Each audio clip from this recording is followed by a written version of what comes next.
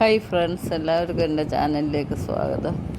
ഞാൻ നമ്മുടെ തൊടിയിലിറങ്ങിയപ്പം കുറേ മുരിങ്ങയില കിട്ടിയിട്ടുണ്ട്. അത് ഇന്നൊരു പുതിയ രീതിയിലാണ് ഞാൻ തയ്യാറാക്കാൻ പോകുന്നത്. മുരിങ്ങയില എല്ലാം നല്ലപോലെ കഴുകി അരിഞ്ഞെടുത്തിട്ടുണ്ട്. അതൊരു തോരനാണ് വെക്കാനെടുക്കുന്നത്.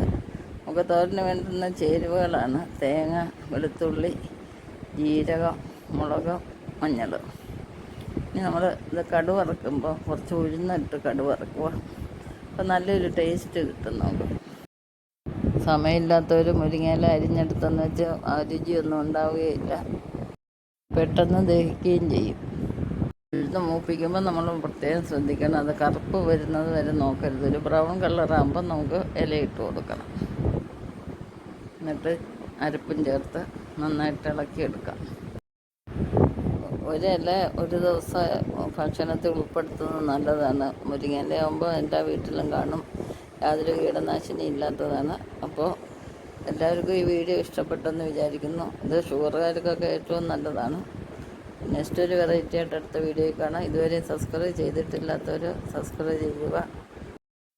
അങ്ങനെ നമ്മുടെ തോരൻ്റെ തീ ഓഫ് ചെയ്ത് നമുക്കിനി ഇത് പ്ലേറ്റിലോട്ട് മാറ്റാവുന്നതാണ്.